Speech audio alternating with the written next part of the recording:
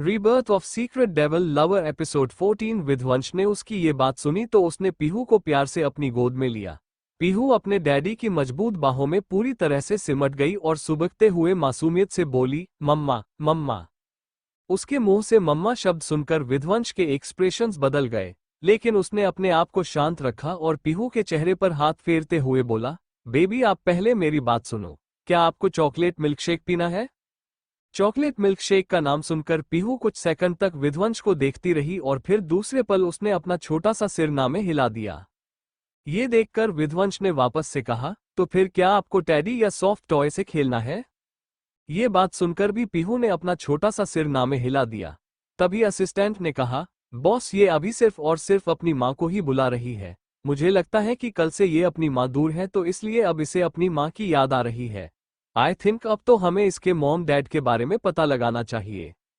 सौम्या जो ये सब कुछ देख रही थी, उसने जब असिस्टेंट के मुंह से ये बात सुनी तो वो हैरानी से विध्वंस से बोली, विध्वंस क्या तुमने किसी और के बच्चे को किडनैप किया है? तुम ऐसा कैसे कर सकते हो विध्वंस? और ये बच्ची तो अभी कितनी छोटी दिखाई दे रही है।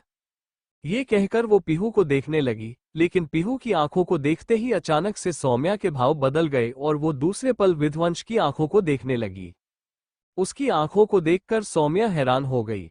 वो शॉक्ड होकर अब खुद से बोली, लेकिन इस बच्ची की आंखें तो बिल्कुल विध्वंस की तरह है।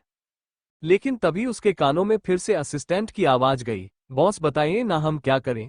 ये बच्ची सच में रोना बंद नहीं करेगी। मुझे लगता है कि अब हमें जल्द से जल्द उसके माँ बाप को ढूंढ लेना चाहिए और इसे वहीं भेज देना चाहिए जहां से ये आई थी। तभी विध्वंस अपनी सर्द निगाहों से असिस्टेंट को देखते हुए बोला, अब अगर तुमने दोबारा से ऐसा कुछ भी कहा तो तुम अपनी जान से हाथ धो बैठोगे। असिस्टेंट ने जब ये धमकी सुनी तो वो एकदम से चुप हो गया और जल्दी से अपना सिर हिलाते हुए बोला, सॉरी सॉरी बॉस, मैं तो बस इसीलिए कह रहा था जिससे कि ये बच्ची ज्यादा परेशान ना हो और मुझे लगता है कि इसके मॉम डैड भी जहां कहीं भी होंगे परेशान हो रहे होंगे। लेकिन तभी विध्वंस ने पीहू को अपने सीने के पास सुलाते हुए उसके बालों में हाथ फेरते हुए बहुत ही गहरी आवाज में कहा, बेबी आई प्रॉमिस मैं अब आपको अकेले नहीं छोड़ूंगा और मैं आपके साथ गेम खेलूंगा, जो गेम आप कल रात मेरे साथ खेलने की जिद कर रहे थे। क्या अब ये बेटर है? जैसे ही विध्वंस ने ये कहा अचानक से पीहू चुप हो गई और ये देखकर असिस्टेंट के साथ साथ सौम्या भी हैरान हो गई। सौम्या ने हैरानी के साथ कहा, विध्वंस क्या वाकई मैं जो भी देख रही हूँ वो बिल्कुल सही देख रही हूँ? क्या तुम वाकई एक बच्ची को इस तरह से हैंडल कर रहे हो? लेकिन जहां तक मुझे पता है तुमने तो कभी किसी भी बच्चे की तरफ आंख उठाकर भी नहीं देखा था, तो आज तुमने एक अनजान माँ बाप की बच्ची को अपनी गोद में लिया है। आखिर तुम्हें हो क्या गया है? तुम जब से लॉस एंजेलिस आए हो पूरी तरह बदल चुके हो। कहीं तुम्हारे ऊपर किसी ने ब्लैक मैजिक तो नहीं कर दिया? सौम्या की ये सारी बातें सुनकर असिस्टेंट ने हैरानी के साथ कहा, सच कहूं मैडम तो मुझे भी यही लगता है, क्योंकि बॉस जब से यहाँ आए हैं तब से बहुत अजीब अजीब हरकतें कर रहे हैं। मुझे तो लगता है कि उनके ऊपर जरूर किसी ने काला जादू कर दिया है। आप पता लगाइए कि ऐसा कौन कर सकता है। तभी विध्वंस ने गुस्से के साथ कहा, तुम दोनों अपनी बकवास बंद करो और अभी के अभी दफा हो जाओ यहाँ से। ये सुनकर सौम्या ने गुस्से के साथ कहा, मैं कहीं नहीं जाऊंगी विध्वंस, बल्कि अब तुम मुझे साफ साफ ये बताओगे कि आखिर इस बच्ची के साथ तुम्हारा क्या लेना देना है? तुमने इसे इस तरह से क्यों अपनी गोद में लिया है? प्लीज अभी के अभी इसे अपनी गोद से नीचे उतारो और इसे इसके माँ बाप के पास भेज दो। ये सुनकर असिस्टेंट ने फिर से मुंह बनाते हुए कहा, यही बात तो मैं कल से समझा रहा हूँ बॉस को, और बॉस है कि बात समझने को तैयार ही नहीं है। ये सुनकर सौम्या ने हैरानी के साथ कहा, क्या इसका मतलब ये लड़की यहाँ पर 2 दिनों से है? इसके जवाब में असिस्टेंट ने अपना सिर हिलाया। तभी सौम्या ने कहा, एक बात बताओ ये बच्ची कहाँ मिली तुम सबको? इसके जवाब में असिस्टेंट ने कहा, हम एक मीटिंग के लिए मॉल गए थे, वहां पर एक पार्क था। हमें लगता है कि इसके मॉम डैड इस बच्ची को लेकर पार्क में ही आए होंगे, पर यह बच्ची किसी तरह से रोड साइड पर आ गई और जब इसे बॉस ने देखा तो इसे लेकर वो सीधे घर चले आए। हमें तो कुछ समझ नहीं आ रहा है। हमने तो इसके मॉम डैड के बारे में पता लगाने की भी कोशिश की, लेकिन बॉस ने सख्त मना कर दिया। उन्होंने कहा कि हम इसके मॉम डैड के बारे में कोई पता नहीं लगाएंगे। अब तो हमें समझ नहीं आ रहा है कि हम क्या करें, कैसे बॉस को समझाएं, क्योंकि इनके कई सारे दुश्मन हैं और ये दुश्मन की चाल भी हो सकती है नुकसान पहुंचाने की। ये सब सुनकर सौम्या ने अब वापस से पीहू को ध्यान से देखा। पता नहीं क्यों पर पीहू को देखकर उसे बहुत बेचैनी हो रही थी। उसने मन ही मन कहा, पता नहीं क्यों मुझे इस बच्ची को देखकर अजीब अजीब ख्याल क्यों आ रहे हैं। एक तो इस बच्ची की आंखें बिल्कुल विध्वंस की आंखों के जैसी है। मुझे बेचैनी हो रही है, लेकिन उम्मीद करती हूँ कि जो मैं सोच रही हूँ वैसा कुछ भी नहीं होगा, और वैसा हो भी नहीं सकता क्योंकि वो लड़की मर चुकी है। उसे मरे 2 साल हो गए हैं और इन सब का कोई चांस नहीं बनता। वो अभी ये सोच रही थी कि तभी विध्वंस ने सर्द आवाज में कहा, क्या तुम्हें अभी तक मेरी बात सुनाई नहीं दी? अभी के अभी चली जाओ यहाँ से, और अब मैं तुम्हारी शक्ल भी नहीं देखना चाहता। ये सुनकर अब सौम्या ने भी गुस्से के साथ कहा, मैं यहाँ से तब तक नहीं जाऊंगी तब तक तुम मुझे ये नहीं बता देते कि ये बच्ची किसकी है, और तुम इसके साथ इतना ज्यादा अटैच क्यों हो रहे हो। इसके जवाब में विध्वंस ने बिना किसी भाव के कहा, ये बच्ची कौन है और किसकी है, ये बहुत जल्द सारी दुनिया को पता चल जाएगा। लेकिन अभी के लिए अगर तुम यहाँ से नहीं गई तो मेरे गार्ड्स तुम्हें धक्के मारकर यहाँ से बाहर निकालेंगे। ये सुनते ही सौम्या का मुंह खुला का खुला रह गया। वो शॉक्ड होकर बोली, विध्वंस तुम मेरे साथ ऐसा नहीं कर सकते। इसके जवाब में विध्वंस ने गुस्से के साथ कहा, मैं कुछ भी कर सकता हूं क्योंकि मैं विध्वंस धनराजगिर हूं। I can do everything. ये सुनकर सौम्या ने गुस्से से दांत पीस लिए। तभी पीहू ने सौम्या को अपनी तिरछी नजरों से देखा। सौम्या को देखते ही उसका मुंह बन गया और वो सौम्या को टुकुर टुकुर घूरने लगी। सौम्या की नजर जब पीहू की नजरों से मिली तो उसने पीहू को देखकर मुंह बना लिया और चिढ़कर बोली, विध्वंस क्या तुम्हें दिखाई नहीं दे रहा है ये किस तरह से मुझे घूर रही है? मुझे ये बच्ची बिल्कुल भी सही नहीं लग रही है। मुझे लगता है ये किसी बेवकूफ माँ बाप की बिगड़ी हुई औलाद होगी। ये मुझे इस तरह से अभी इतनी छोटी उम्र में तेवर और घमंड दिखा रही है। ये सुनते ही विध्वंस से गुस्से के साथ कहा, जस्ट शट अप। अब अगर तुमने इसके माँ बाप के बारे में एक शब्द और कहा तो मुझसे बुरा कोई नहीं होगा तुम्हारे लिए। असिस्टेंट भी हैरान था। वही सौम्या ने ना समझी में कहा, तुम इसके माँ बाप को लेकर इतना ज्यादा प्रोटेक्टिव क्यों हो रहे हो? क्या तुम जानते हो इसके मॉम डैड को? कहीं ये तुम्हारे दोस्त की बेटी तो नहीं है, या फिर कोई ऐसे की जो तुम्हारे बहुत खास हो? देखो विध्वंस प्लीज, जो कुछ भी हो मुझे सब सच सच बता दो क्योंकि मुझे जानना है इस बच्ची के बारे में। तभी पीहू विध्वंस के सीने से लिपट गई और विध्वंस से अपनी आवाज निकालकर अपनी लैंग्वेज में कुछ कहने की कोशिश करने लगी, मम्मम मम्मम चाय। वही विध्वंस ने उसकी पीठ को रब करते हुए कहा, बेबी मैं आपको अभी रूम में लेकर जाऊंगा, वहां हम दोनों साथ में खेलेंगे, ओके? इसके जवाब में पीहू हंसने लगी और तालियां बजाने लगी। लेकिन अब सौम्या से ये सब कुछ बर्दाश्त नहीं हुआ। वो गुस्से से आगे आई और उसने झटके के साथ पीहू को विध्वंस से दूर करना चाहा। लेकिन इस वक्त विध्वंस ने पीहू को अपने करीब खींच लिया और सौम्या की गर्दन को कसकर पकड़कर बोला, हाउ डेयर यू, तुम्हारी हिम्मत कैसे हुई इसे इस तरह से मुझसे दूर करने की? सौम्या को अचानक से खांसी आने लगी और उसने हकलाते हुए कहा, विध्वंस तुम इस अनजान बच्ची के लिए मुझे मारने की कोशिश करोगे? इसके जवाब में विध्वंस ने बेहद गुस्से के साथ कहा, मैं सिर्फ कोशिश नहीं करूंगा बल्कि मैं मार डालूंगा अगर तुमने इसके साथ कुछ भी किया तो। अब सौम्या का दिमाग पूरी तरह से घूम चुका था क्योंकि उसे अब कहीं ना कहीं कुछ तो ऐसा अलग महसूस हो रहा था जो शायद वो नहीं करना चाहती थी। तभी उसने गुस्से के साथ कहा, विध्वंस तुम्हें नहीं लगता कि तुम ऐसे बिहेव कर रहे हो जैसे ये तुम्हारी खुद की बेटी हो ना कि किसी अनजान की? तभी विध्वंस ने गुस्से के साथ चिल्लाते हुए कहा, यू आर राइट, ये मेरी बेटी है, मेरा खुद का खून है। ये विध्वंस धनराजगिर की इकलौती बेटी है और अगर तुमने मेरी बेटी को आंख उठाकर भी देखने की हिम्मत की तो मैं तुम्हारी आंखें ही निकाल लूंगा। वहां एक पल के लिए सन्नाटा छा चुका था और सौम्या के तो जैसे पैरों तले जमीन खिसक चुकी थी। असिस्टेंट भी पूरी तरह दंग रह गया था। इसके जवाब में अभी कोई कुछ कह पाता उससे पहले ही विध्वंस ने पीहू को अपने सीने से लगाया और वापस से सौम्या की तरफ देखकर गुस्से से बोला, आई होप अब तुमने सच सुन लिया होगा और अब तुम गलती से भी मेरी बेटी के पास आने की भी कोशिश नहीं करोगी और अब तुम दफा हो जाओ यहाँ से। मेरी जिंदगी में तुम्हारे लिए कोई रास्ते नहीं है क्योंकि ऑलरेडी मेरी बेटी आकर मेरी जिंदगी को पूरी तरह से फिल कर चुकी है। Now you get lost. ये सब कहकर विध्वंस अब पीहू को लेकर वहां से दूसरी तरफ जाने लगा। वही सौम्या तो अभी भी जैसे सदमे में थी। तभी उसने हकलाते हुए कहा, नहीं ऐसा नहीं हो सकता, ऐसा बिल्कुल भी नहीं हो सकता, ये विध्वंस की बेटी नहीं हो सकती। लेकिन ये विध्वंस ऐसा क्यों बोल रहा है कि इसकी बेटी है? नहीं नहीं, ये मुझसे झूठ बोल रहा है, ये सच हो नहीं सकता। ये कहते हुए वो अब तुरंत विध्वंस की तरफ दौड़ते हुए आई और उसके हाथ को पकड़कर बोली, विध्वंस तुम झूठ बोल रहे हो ना? ये तुम्हारी बेटी नहीं है, राइट? मुझे यकीन है कि तुम झूठ बोल रहे हो, ऐसा हो ही नहीं सकता। इसके जवाब में अभी कोई कुछ कहता उससे पहले ही वहां डोर बेल बजी। डोर बेल की आवाज सुनते ही विध्वंस के चेहरे पर एक तिरछी मुस्कुराहट आ गई और वो सौम्या को घूरते हुए बोला, तुम्हें जानना था ना कि मैं झूठ बोल रहा हूं या सच बोल रहा हूं। And I am really damn sure तुम्हें अभी तक यकीन नहीं हुआ होगा कि मैंने जो कुछ भी कहा वही सच है, राइट? ये सुनते ही तुरंत सौम्या ने अपना सर हाँ में हिलाया और बोली, हाँ मुझे यकीन नहीं है, तुम झूठ बोल रहे हो। तुम मुझसे अपना पीछा छुड़ाने के लिए ऐसी बकवास बातें कर रहे हो। मैं कभी इन सब पर यकीन नहीं कर सकती कि तुम्हारी कोई बेटी हो सकती है, वो भी बिना किसी बीवी के, बिना किसी गर्लफ्रेंड के। इन 2 सालों में आज तक तुम्हारी कोई गर्लफ्रेंड नहीं बनी और ना ही मैंने सुना कि तुम किसी लड़की के करीब गए हो, तो फिर तुम्हारी ये बेटी कहाँ से आ सकती है? लेकिन जब उसने 2 साल का नाम लिया तो अचानक से उसके एक्सप्रेशन और भी ज्यादा बुरे हो गए।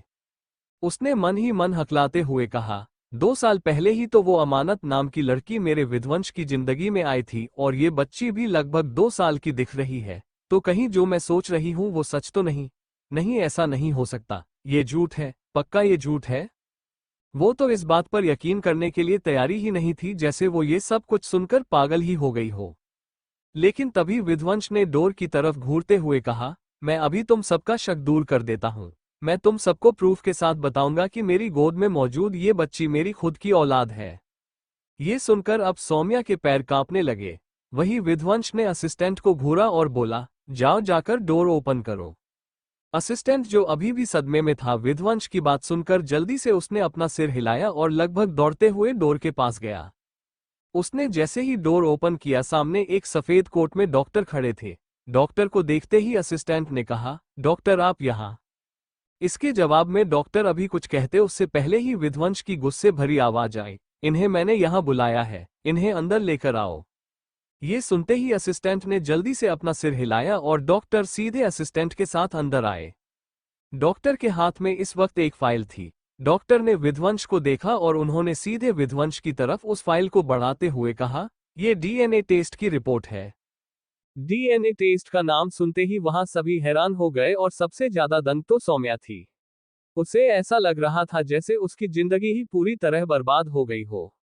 वही विध्वंस उस रिपोर्ट को लेता उससे पहले ही सौम्या ने उस रिपोर्ट को अपने हाथ में ले लिया और जल्दी से बोली, नहीं नहीं, मैं खुद देखूंगी इसे, पक्का इसमें नेगेटिव ही रिपोर्ट आई होगी, क्योंकि मुझे अच्छे से पता है विध्वंस सिर्फ मेरा है, उसकी कोई बेटी नहीं हो सकती। ये कहकर वो किसी पागलों की तरह जल्दबाजी के साथ उस रिपोर्ट को खोलकर देखने लगी। लेकिन जैसे ही उसने उस रिपोर्ट को देखा वो एक पल के लिए दंग रह गई और फिर तभी डॉक्टर ने कहा, ये रिपोर्ट पॉजिटिव है। इस बच्ची के सैंपल मिस्टर विध्वंस के सैंपल से मैच हुए हैं और डीएनए टेस्ट की रिपोर्ट पॉजिटिव आई है। इसका मतलब साफ है कि ये बच्ची मिस्टर विध्वंस की ही बेटी है। अब जाकर असिस्टेंट भी पूरी तरह से शॉक्ड हो चुका था।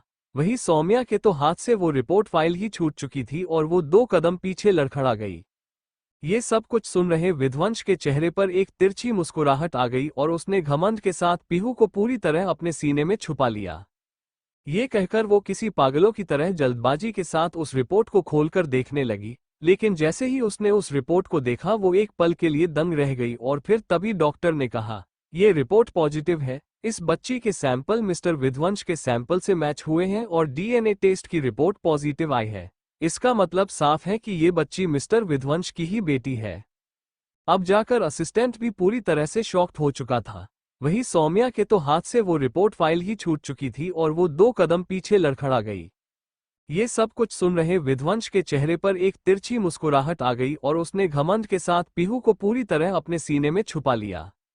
डॉक्टर की ये बात सुनते ही वहां मौजूद असिस्टेंट और सौम्या के तो जैसे होश उड़ गए थे। सबसे ज्यादा सौम्या शॉक थी। वो शॉक्ड होकर पीहू को देखने लगी और हकलाते हुए बोली, अगर तुम इसके बाप हो तो इसकी माँ कहाँ है? विध्वंस, तुम झूठ बोल रहे हो। मुझे अभी भी तुम्हारी बात पर यकीन नहीं हो रहा है। मुझे इस डॉक्टर की बात पर भी यकीन नहीं है। तुम जरूर मेरे साथ कोई ना कोई गेम खेलने की कोशिश कर रहे हो। साफ साफ क्यों नहीं बता देते कि तुम ये सब कुछ सिर्फ और सिर्फ नाटक कर रहे हो? अब जाकर विध्वंस सौम्या को अपनी नफरत भरी नजरों से देखकर बोला, अगर तुम्हें डॉक्टर की बताई गई बातों पर भी यकीन नहीं है तो मैं तुम्हें बेवजह यकीन दिलाकर अपना टाइम वेस्ट नहीं करूंगा। तुम अब यहां से चली जाओ, वरना बहुत जल्द मेरे गार्ड तुम्हें धक्के मारकर बाहर निकालेंगे। उसकी ये बात सुनकर अब सौम्या की आंखों से आंसू निकलने लगे। वही विध्वंस ने पीहू को एक नजर देखा जो उसकी गोद में ही अब गहरी नींद में सो चुकी थी। उसे सोते हुए देख विध्वंस ने उसके माथे पर किस करते हुए कहा, प्रिंसेस डैडी बहुत जल्द आपको दुनिया वालों के सामने इंट्रोड्यूस करवाएंगे और सबको बता देंगे कि आप डैडी की इकलौती प्रिंसेस हो। तभी असिस्टेंट तुरंत आगे आया और वो पीहू को ध्यान से देखकर बोला, बॉस तभी तो मैं सोच रहा था कि इसकी आंखें आपकी आंखों की तरह क्यों थी। इसका मतलब मैं सही सोच रहा था। आप इसीलिए इसके लिए बहुत ज्यादा पजेसिव हो रहे थे क्योंकि ये आपकी खुद की बेटी है। मुझे तो अभी भी यकीन नहीं हो रहा है कि हमारे बॉस अब बाप बन चुके हैं। ये कहते हुए असिस्टेंट के चेहरे पर अब मुस्कुराहट आ चुकी थी। वही सौम्या अभी भी बस उसी तरह खड़ी थी। तभी डॉक्टर ने विध्वंस की तरफ देखते हुए कहा, मिस्टर विध्वंस ये रही डीएनए टेस्ट की रिपोर्ट। इसके जवाब में विध्वंस ने असिस्टेंट को घूरा तो असिस्टेंट ने जल्दी से अपना सर हिलाकर उस रिपोर्ट को ले लिया और फिर डॉक्टर वहां से चले गए। डॉक्टर के जाने के बाद विध्वंस वापस से सौम्या की तरफ देखते हुए बोला, क्या तुम अभी भी यही खड़ी हो? क्या वाकई तुम यहां से जाना नहीं चाहती या फिर शायद तुम धक्के मारकर? लेकिन अभी इसके आगे विध्वंस बात पूरी कर पाता उससे पहले ही सौम्या बिल्कुल बौखलाते हुए सीधे पीहू की तरफ टूट पड़ी। असिस्टेंट ने जैसे ही अचानक से सौम्या को पीहू पर हमले करते देखा वो हैरान रह गया और अभी सौम्या पीहू को पकड़कर कुछ कर पाती उससे पहले ही विध्वंस ने एक जोर का थप्पड़ सीधे सौम्या के मुंह पर मार दिया। सौम्या जो अभी पीहू के बाल को पकड़ने ही वाली थी वो सीधे लड़खड़ाकर जमीन पर जा गिरी। जमीन पर गिरते ही उसके मुंह से एक आह निकल गई और वो दर्द से कराहते हुए बोली, विध्वंस ये तुमने सही नहीं किया। ये कहते हुए वो जोर जोर से रोने लगी। वही विध्वंस ने अब पानी कमर के पीछे से गन निकाली और उसे सीधे सौम्या के ऊपर पॉइंट करके बोला, मैंने तुमसे पहले ही कहा था अगर तुमने दोबारा मेरी बेटी पर हमला किया तो मैं तुम्हारी जान ले लूंगा। अब अपनी जान देने के लिए रेडी हो जाओ। इसी के साथ विध्वंस ने सीधे सौम्या पर गोली चला दी। सौम्या तो बिल्कुल सदमे में चली गई, लेकिन वो गोली अभी उसे लगती उससे पहले ही असिस्टेंट ने तुरंत सौम्या को पीछे खींच लिया और तुरंत विध्वंस को देखकर बोला, बॉस ये क्या कर रहे हैं आप? अभी तो आप सच में सौम्या को मार देते। ये कहते हुए वो सौम्या को देखने लगा। सौम्या वाकई अगर असिस्टेंट द्वारा ना हटाई जाती तो वो अभी के अभी वही मर जाती क्योंकि विध्वंस उसे बहुत ही ज्यादा गुस्से भरी अपनी लाल नजरों में देख रहा था। उसकी आंखों में इस वक्त हद से ज्यादा गुस्सा दिखाई दे रहा था। सौम्या अब जैसे अपने होश में वापस आए हो, उसे समझ आ चुका था कि अब वो अगर ज्यादा देर तक यहाँ पर रही तो विध्वंस उसकी जान ले लेगा। उसने अब अपने आप को किसी तरह संभाला और उठते हुए बोली, विध्वंस मैं पता लगा कर रहूंगी ये बेटी किसकी है, और अगर जैसा मैं सोच रही हूँ वैसा ही इस बच्ची के बारे में निकला तो मैं सच में तुम्हें माफ नहीं करूंगी और ना ही उसको माफ करूंगी। ये कहते हुए वो अब सीधे वहां से बाहर की तरफ जाने लगी, लेकिन अभी वो बाहर जाती उससे पहले ही वो कुछ सोचकर रुक गई और विध्वंस की तरफ मुड़कर गुस्से से बोली, विध्वंस अगर ये बेटी अमानत की हुई तो मैं उस अमानत को जिंदा नहीं छोड़ूंगी और ये मेरा तुमसे वादा है। इसी के साथ वो वहां से बाहर निकल गई। वहीं जैसे ही असिस्टेंट ने अमानत का नाम सुना वो हैरानी से विध्वंस की तरफ देखकर बोला, तो बॉस इसका मतलब ये बच्ची मिस अमानत और आपकी है? विध्वंस के चेहरे पर कोई भी एक्सप्रेशंस नहीं थे। वो इसी तरह पीहू को अपनी गहरी नजरों से देख रहा था। उसने असिस्टेंट की बातों का जवाब देना भी जरूरी नहीं समझा। लेकिन तभी असिस्टेंट वापस से सामने आया और बोला, क्या आपने इसके बारे में आगे सोच रखा है? आपको पता है ना कि बड़े बॉस और बाकी सब मिस अमानत को बिल्कुल भी पसंद नहीं करते थे और तो और आपकी उनके साथ शादी भी नहीं हुई थी और शादी के पहले इस तरह से बच्ची को दुनिया के सामने अपनी बेटी बताकर इंट्रोड्यूस्ड करवाना शायद आपके लिए प्रॉब्लम क्रिएट कर सकता है। इसलिए इस बच्ची को मीडिया के सामने लाने से पहले आपको अच्छे से सोच समझ लेना चाहिए। तभी विध्वंस उसे गुस्से के साथ देखते हुए बोला, मैं बार बार फैसला नहीं लेता। मैंने एक बार जो फैसला ले लिया अब मैं उस पर ही आगे के काम करूंगा और जो आज मैंने फैसला लिया है वो मैंने बहुत सोच समझ कर लिया है।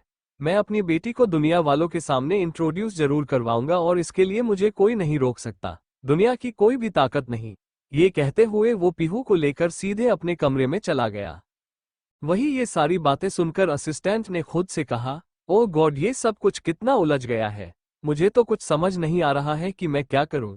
इधर बड़े सर ने मुझे बॉस पर नजर रखने के लिए कहा था और अब तो मुझे यहाँ पता चल रहा है कि बॉस की एक बेटी भी है और वो भी मिस अमानत उसकी माँ है, और अगर ये बात मैंने बड़े बॉस को गलती से भी बता दी तो बड़े बॉस पता नहीं क्या करेंगे और विध्वंस सर तो मुझे जिंदा नहीं छोड़ेंगे। मैं तो दोनों तरफ से फैंस गया हूँ। ये कहते हुए वो काफी ज्यादा परेशान हो गया था। इधर दूसरी तरफ अमानत अभी भी लगातार दरवाजा खटखटाए जा रही थी। उसे बहुत ज्यादा बेचैनी हो रही थी। तभी विध्वंस पीहू को अपनी गोद में लेकर उस दरवाजे की तरफ से गुजरा जहां से खटखटाने की आवाज आ रही थी और उसके साथ अमानत की भी आवाज आ रही थी। मिस्टर विध्वंस, प्लीज दरवाजा खोलिए। मैं आपसे रिक्वेस्ट कर रही हूँ, दरवाजा खोलिए। मुझे बाहर आने दीजिए। मैं कमरे में नहीं रह सकती। मैंने कहा ना, दरवाजा खोलिए। विध्वंस उसी जगह रुक गया और उसने तिरछा मुस्कुराते हुए पीहू को देखा जो गहरी नींद में सो रही थी, और फिर उसने दरवाजे को घूरा जिसके अंदर से अमानत की आवाज आ रही थी। विध्वंस ने दरवाजे पर अपना एक हाथ रखा और पीहू को देखकर अपनी गहरी आवाज में बोला, तुम दोनों माँ बेटी में सिर्फ एक दरवाजे का फर्क है। अगर मैंने दरवाजे को खोल दिया तो तुम अपनी बेटी से मिल सकती हो। उस बेटी से मिल सकती हो जिस बेटी को तुमने मुझसे पूरे 2 सालों तक छुपा कर रखा। लेकिन अफसोस, मैं इतना भी शरीफ नहीं हूं जो तुम्हें इतनी आसानी से अपनी बेटी से मिलने दूं। जिस तरह तुमने मुझे तड़पाया है, कम से कम तुम्हें कुछ वक्त के लिए तो तड़पना होगा। वो भी तब तक जब तक कि तुम मुझसे खुद मेरी बेटी का सच नहीं बता देती। ये कहते हुए वो उसे लेकर वहां से सीधे अपने कमरे की तरफ बढ़ गया और उसने अमानत की बातों को पूरी तरह इग्नोर कर दिया। इधर अमानत अब दरवाजा खटखटा कर ही थक चुकी थी। वो वही दरवाजे से टिककर जमीन पर बैठ गई और परेशान होकर बोली, मैं क्या करूं? मुझे तो मिस्टर विध्वंस यहां से बाहर जाने ही नहीं दे रहे हैं। मुझे कुछ समझ नहीं आ रहा। मैं बहुत ज्यादा परेशान हो गई हूं। अब मुझे क्या करना चाहिए? मेरे पास तो मेरा फोन भी नहीं है जिससे मैं यशिका या मोक्ष से कनेक्ट कर पाऊं। मैं तो यहां पूरी तरह से कैदी बनकर कैद हो चुकी हूं। ये कहते हुए उसने अपने घुटनों को हक कर लिया और अपनी आंखें बंद कर ली। इधर दूसरी तरफ अपार्टमेंट में इस वक्त मोक्ष और यशिका परेशान होकर सोफे पर बैठे हुए थे। तभी मोक्ष ने गुस्से के साथ यशिका को देखकर कहा, यशिका, ये सारी गलती तुम्हारी है। तुम बहुत ही ज्यादा बेवकूफ हो। तुम जैसी बेवकूफ लड़की मैंने दुनिया में नहीं देखी। क्या जरूरत थी तुम्हें अमानत को ऐसी बेफिजूल की एडवाइस देने की कि वो खुद विध्वंस के घर में जाकर अपनी बच्ची के बारे में पता लगाए? और तुम्हें ऐसा क्यों लगा कि वो बच्ची उस विध्वंस के घर में होगी? क्या तुम्हें आइडिया भी है अगर विध्वंस को गलती से भी पता चला कि उसकी एक बेटी है तो वो अमानत के साथ क्या करेगा? और अगर उसे पता चल चुका होता तो वो बहुत पहले ही अमानत को नुकसान पहुंचा चुका होता है। लेकिन उसे अभी इसके बारे में नहीं पता, इसलिए वो कुछ नहीं कर पाया। लेकिन अब तुमने जिस तरह से अमानत को उसके घर में भेज दिया है, उस हिसाब से तो मुझे लगता है कि उसे जरूर पता चल जाएगा कि वो एक बच्ची का बाप है, और शायद उसने अब तक तो अमानत को कैद भी कर लिया होगा। ये सुनकर यशिका ने अब रोते हुए कहा, मुझे माफ कर दो मोक्ष। मुझे खुद भी समझ नहीं आ रहा कि मैं अब क्या करूं। मैंने सच में बहुत बड़ी गलती कर दी है। क्या हम खुद विध्वंस धनराजगीर के घर पर नहीं जा सकते? डायरेक्ट हम जाकर वहां पर अमानत के बारे में पूछे और अमानत को वापस लेकर आए? ये सुनकर मोक्ष गुस्से से अपनी जगह से उठा और बोला, तुम फिर से बेवकूफी कर रही हो। तुम्हें क्या लगता है कि हम ऐसे जाएंगे और वो तुरंत हमें अमानत को वापस दे देगा और कहेगा कि इसे ले जाओ? बल्कि ऐसा कुछ भी नहीं होगा। अगर हम वहां गए तो शायद वो हमें भी फंसा सकता है, इसलिए अब तुम इन सब के बीच नहीं आओगी, क्योंकि अब मैं खुद इन सब मैटर को संभालूंगा और अमानत को जल्द से जल्द सही सलामत यहां लेकर आऊंगा। ये कहकर वो वहां से बाहर निकल गया। वहीं यशिका ये सब कुछ सोचकर खुद से बोली, अमानत, आई एम सॉरी। मुझे माफ कर दो। पहले मैंने तुम्हारी बेटी को खो दिया और अब मैंने तुम्हें भी फंसा दिया। सच में मैंने जिंदगी की बहुत बड़ी 2 गलतियां कर दी है। ये कहते हुए वो खुद को ही कोस रही थी। इधर दूसरी तरफ इंडिया, एक कॉटेज के अंदर एक अंधेरे रूम में एक इंसान कॉल पर बहुत ही डरावनी आवाज में बात कर रहा था। तभी उस इंसान ने अपनी गहरी आवाज में कहा, तुम सबने बहुत बड़ी गलती कर दी है। तुम सबसे 2 साल पहले मैंने जो कुछ करने के लिए कहा था, तुम सबने वो काम ठीक से नहीं किया और आज वो जिंदा है। लेकिन अगर वो गलती से भी यहाँ पर आए तो मैं तुम सबको जिंदा नहीं छोड़ूंगा। ये सारी बातें सुनकर उधर से कॉल पर इंसान ने डरते हुए कहा, लेकिन बॉस, हमने तो अपना सारा काम बहुत अच्छे से किया था। हमें नहीं पता कि वो कैसे जिंदा है। और तो और खाई में उसकी लाश का भी अता पता नहीं था, इसलिए हमने ज्यादा ढूंढने की भी कोशिश नहीं की। बॉस, हमें लगता है आप बेवजह परेशान हो रहे हैं। वो लड़की वाकई मर चुकी है, वो जिंदा नहीं है। उस इंसान ने गुस्से के साथ चिल्लाते हुए कहा, वो जिंदा है और बहुत जल्द वो इंडिया भी वापस आ जाएगी। ये सुनते ही अब कॉल पर मौजूद इंसान एकदम से चुप हो गया। ये सुनकर मोक्ष गुस्से से अपनी जगह से उठा और बोला, तुम फिर से बेवकूफी कर रही हो। तुम्हें क्या लगता है कि हम ऐसे जाएंगे और वो तुरंत हमें अमानत को वापस दे देगा और कहेगा कि इसे ले जाओ? बल्कि ऐसा कुछ भी नहीं होगा। अगर हम वहां गए तो शायद वो हमें भी फंसा सकता है, इसलिए अब तुम इन सब के बीच नहीं आओगी क्योंकि अब मैं खुद इन सब मैटर को संभालूंगा और अमानत को जल्द से जल्द सही सलामत यहाँ लेकर आऊंगा। ये कहकर वो वहां से बाहर निकल गया। वहीं यशिका ये सब कुछ सोचकर खुद से बोली, अमानत आई एम सॉरी, मुझे माफ कर दो। पहले मैंने तुम्हारी बेटी को खो दिया और अब मैंने तुम्हें भी फंसा दिया। सच में मैंने जिंदगी की बहुत बड़ी 2 गलतियां कर दी है। ये कहते हुए वो खुद को ही कोस रही थी। इधर दूसरी तरफ इंडिया एक कॉटेज के अंदर एक अंधेरे रूम में एक इंसान कॉल पर बहुत ही डरावनी आवाज में बात कर रहा था। तभी उस इंसान ने अपनी गहरी आवाज में कहा, तुम सबने बहुत बड़ी गलती कर दी है। तुम सबसे 2 साल पहले मैंने जो कुछ करने के लिए कहा था तुम सबने वो काम ठीक से नहीं किया और आज वो जिंदा है, लेकिन अगर वो गलती से भी यहाँ पर आए तो मैं तुम सबको जिंदा नहीं छोड़ूंगा। ये सारी बातें सुनकर उधर से कॉल पर इंसान ने डरते हुए कहा, लेकिन बॉस हमने तो अपना सारा काम बहुत अच्छे से किया था, हमें नहीं पता कि वो कैसे जिंदा है, और तो और खाई में उसकी लाश का भी अता पता नहीं था, इसलिए हमने ज्यादा ढूंढने की भी कोशिश नहीं की। बॉस हमें लगता है आप बेवजह परेशान हो रहे हैं, वो लड़की वाकई मर चुकी है, वो जिंदा नहीं है। उस इंसान ने गुस्से के साथ चिल्लाते हुए कहा, वो जिंदा है और बहुत जल्द वो इंडिया भी वापस आ जाएगी। ये सुनते ही अब कॉल पर मौजूद इंसान एकदम से चुप हो गया। तभी उस इंसान ने अपनी गहरी आवाज में कहा, तुम सबने बहुत बड़ी गलती कर दी है। तुम सबसे 2 साल पहले मैंने जो कुछ करने के लिए कहा था तुम सबने वो काम ठीक से नहीं किया और आज वो जिंदा है, लेकिन अगर वो गलती से भी यहाँ पर आए मैं तुम सबको जिंदा नहीं छोड़ूंगा। ये सारी बातें सुनकर उधर से कॉल पर इंसान ने डरते कहा, लेकिन बॉस हमने तो अपना सारा काम बहुत अच्छे से किया था, हमें नहीं पता कि वो कैसे जिंदा है, और तो और खाई में उसकी लाश का भी आता पता नहीं था, इसलिए हमने ज्यादा ढूंढने की भी कोशिश नहीं की। बॉस हमें लगता है बेवजह परेशान हो रहा है, वो लड़की वाकई मर चुकी है, वो जिंदा नहीं है। तब उस इंसान ने गुस्से के साथ चिल्लाते हुए कहा, वो जिंदा है और बहुत जल्द वो इंडिया भी वापस आ जाएगी। ये सुनते ही अब कॉल पर मौजूद इंसान एकदम से चुप हो गया। इधर वो इंसान गुस्से के साथ अपनी फोन पर पकड़ करते हुए कहा, मैं आखिरी बार तुम सबको समझा रहा हूँ, जल्द से जल्द वो जहाँ कहीं भी उसे ढूंढ कर निकालो और फिर से उसके साथ वही करो जो 2 साल पहले किया था, और अगर इस बार वो जिंदा बची तो मैं तुम सबको जिंदा गाड़ दूंगा और इस बार उसकी लाश मुझे मेरी नजरों के सामने मिलनी चाहिए, समझे तुम सब के सब। उधर से दूसरे ही पल उस इंसान ने कहा, जी जी बॉस हम समझ गए, बहुत जल्द आपको इसके बारे में न्यूज़ दूंगा और बहुत जल्द हम इसके बारे में भी पता लगा लेंगे। उस इंसान ने गुस्से से फोन को कट किया और उसे सीधे दीवार पर दे मारा और गुस्से के साथ दांत पीसकर बोला, नहीं ऐसा नहीं हो सकता, तुम जिंदा नहीं बच सकती, तुम्हें फिर से मरना होगा, तुम्हें मरना ही होगा। ये कहते हुए वो अब किसी जोर जोर शैतान की तरह हंसने लगा। इधर दूसरी तरफ धनराज राजगीर पैलेस में स्टडी रूम का माहौल काफी ज्यादा गर्म था। मुकेश और पुरोहित जी सोफे पर बैठे आपस में कुछ गहरी सोच में डूबे हुए थे। तभी मुकेश ने पुरोहित जी की तरफ देखकर कहा, डैड मुझे ऐसा लग रहा है कि एक बार फिर से हमें अमानत के बाप से बात करनी चाहिए। ये सुनकर पुरोहित जी ने गुस्से के साथ कहा, मैं उस इंसान से क्यों बात करूंगा?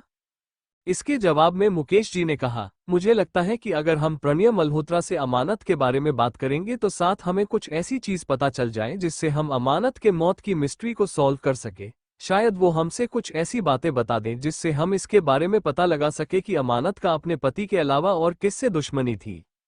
ये सुनकर अब पुरोहित जी भी कुछ सोचने लगे और बोले, शायद तुम ठीक कह रहे हो, अब हमें उसके बाप से ही कुछ ना कुछ पता चल सकता है। एक काम करो, कल उसे अपने ऑफिस में बुलाओ। इसके जवाब में मुकेश ने अपना सर हिला दिया और वो अपनी जगह से उठकर चला गया।